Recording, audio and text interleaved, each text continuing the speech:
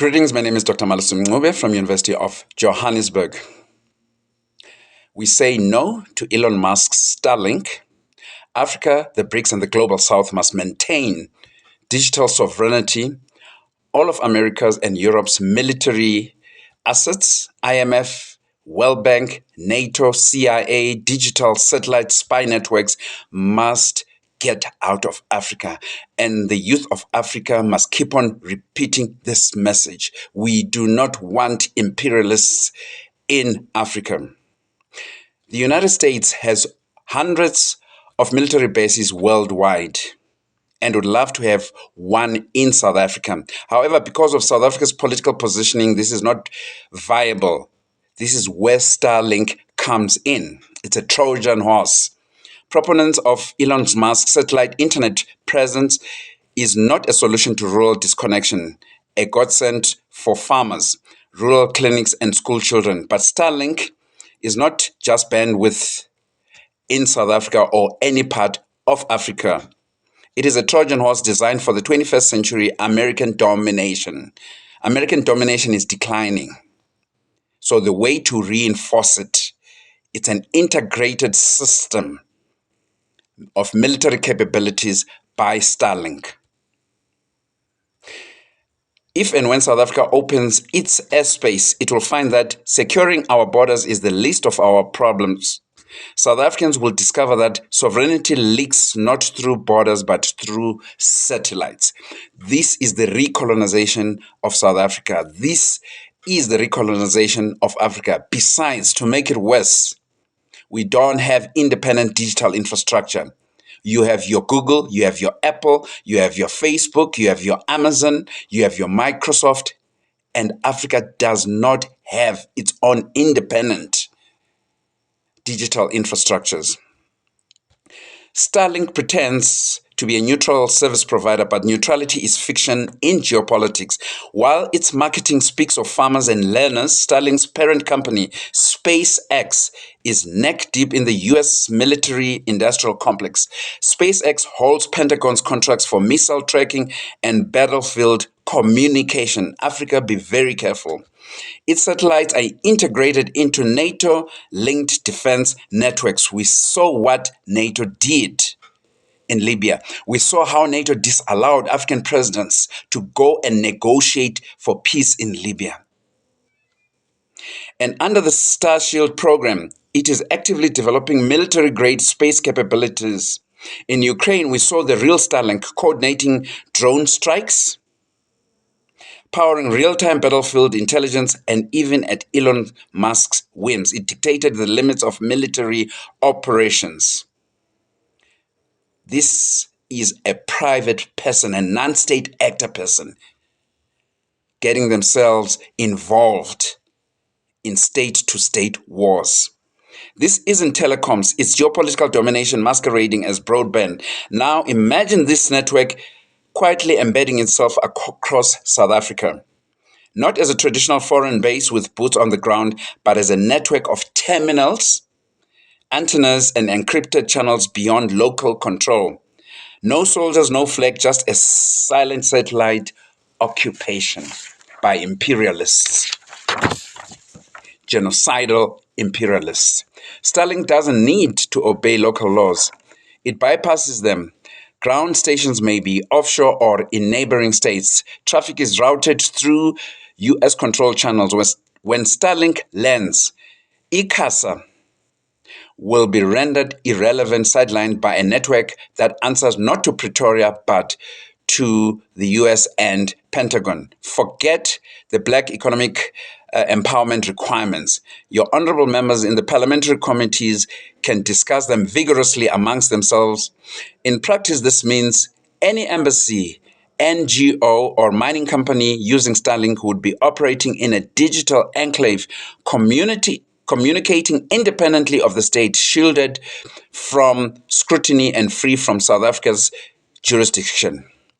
Now we're talking about treason. Now we're talking about an architecture that can simply apply regime change and put puppets that they want. In practice, this means any embassy, NGO, or mining company using Starlink would be operating in digital enclave, communicating independently of the state, shielded from scrutiny and free from South African jurisdiction. This is the erosion of digital sovereignty, which anyway we seriously do not have. And it's happening under the radar, literally across Africa right now. NGOs operating in conflict zones or resource-rich regions now rely on Starlink.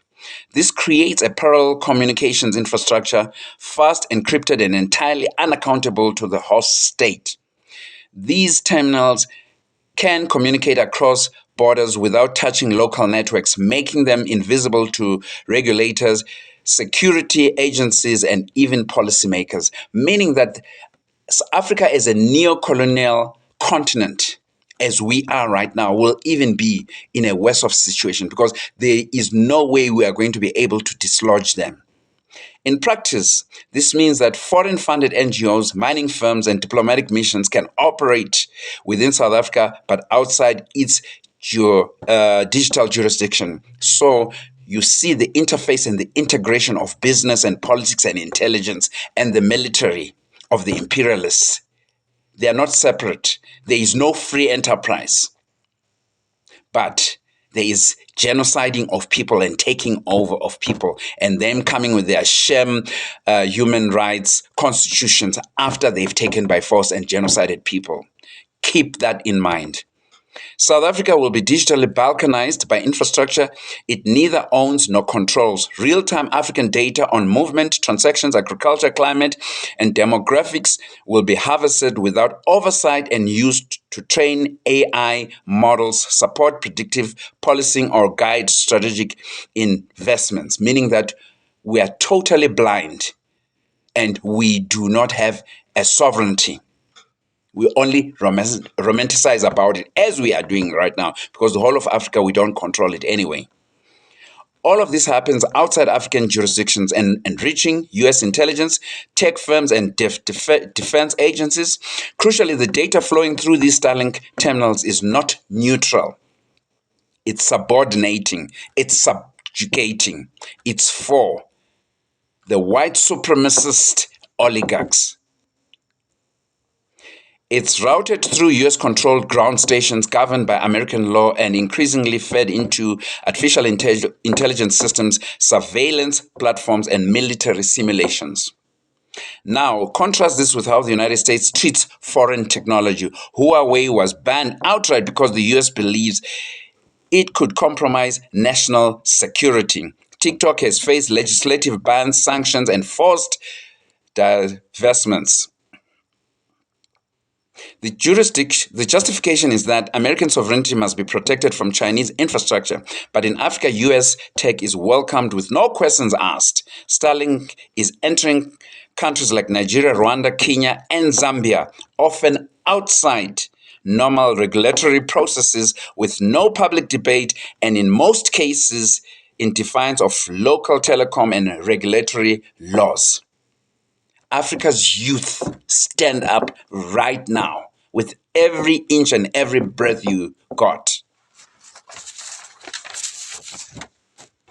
Where the US sees data infrastructure as a matter of national defense, African governments too often see it as developmental opportunity, and not even for the masses, just for the few puppet sellout Africa's leaders. We need more Traores. We need more Traores. But digital dependency is still dependency, and when the infrastructure is foreign-owned, so is the power. The brilliance of Starlink is that it needs no basis. Its dishes are rural clinics, its antennas are schools, its forward operating stations are NGOs, probably even some churches. Who knows? And its justification is always wrapped in the warm glow of progress. But we must learn from history. The railroads of the colonial empires weren't built for the people. They were built to extract minerals and resources from Africa. Today's satellites do not just connect. They entrench, create dependencies, determine how data flows and how communications are routed, and who holds the keys to the cloud. Already, Starlink is live across much of Africa. In each case, its arrival is celebrated as leapfrogging traditional telecoms technology. Nonsense. It's time Africa developed its own independent digital infrastructures. But Africans should ask themselves, what are they leapfrogging into? South Africa is next in line to be lulled by the illusion of harmless technology. And once this system is embedded, it cannot be dislodged. In South Africa, I am talking to the ANC, I'm talking to the MK, to EFF, to IFP, to PAC, and to ASAPO. This must not be allowed. I'm talking to the trade unions, COSATU and its affiliates, SAPSTU and its affiliates, and I'm talking to the South African Council of Churches. Do not allow Starlink. Do not allow American military bases, NATO bases in South Africa, anywhere in Africa. To all the youth, the majority black youth of South Africa and Africa, please take heed of this. The truth is that Starlink is not in it for the money. The commercial model makes no sense in rural South Africa, where the incomes are low and the population is sparse. There is a reason why network coverage is poor in rural areas. There's no money to be made. Meanwhile, the people who can afford to pay for Starlink are in urban areas and already have relatively affordable high-speed connectivity. So why the interest? Because again, this isn't about profits, at least for now or medium term. It's about presence, and judging by how Starlink is brushing aside the country's BEE laws, it's almost certainly it will pressure regulators for exemptions and use NGO-driven deployments to sidestep procurement laws. The feel-good narrative of connecting the unconnected is not philanthropy. It's a Trojan horse aimed at the last African state with both the capacity and the inclination to resist American technological dominance. We must resist this imperialistic technological dominance. You know, we've put a case as South Africa at the International Court of Justice of genocide that is happening in Gaza and Palestine, and certain people think they're above the law. They are not. The youth, you must hear that. EFF, ANC, MK, IFP, PAC youth. This must be kept up. We must challenge them at every turn.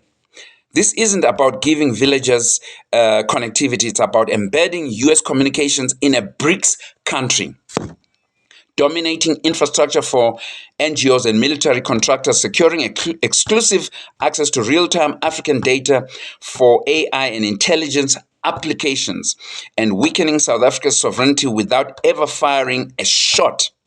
Starlink is the perfect proxy. A private company doing what governments can't admit to. For South Africa, accepting Starlink means accepting the expropriation of digital control. History teaches us that technologies of empires rarely announce themselves with weapons. They come with promises, they come with progress, and they are here. We must not allow Starlink in South Africa or Africa. If it's there, it must be uprooted. It's time Africa's intellectuals, learned scientists, skilled scientists, it's time we make our own prototype. So we do not want any imperialists here in Africa. Everybody can see what is happening in Gaza. When presidents announce that they will take over Gaza, build a Riviera, golf courses, real estate, and move them to Lebanon and Egypt, they say that when thousands and thousands of children have been raped, have been murdered. You have a president of a country, President Donald Trump, talking like that to the world. And it's nothing new. Their forefathers have done it to black people from slavery right up to today. So this is a warning for Africa. I implore you, the youth of Africa, the youth of ANC, PAC, MK, EFF, IFP, ASAPO, do not allow your leaders to entrench and to even allow to license Starlink in South Africa and in Africa and amongst BRICS. We do not want them. They must get out of Africa.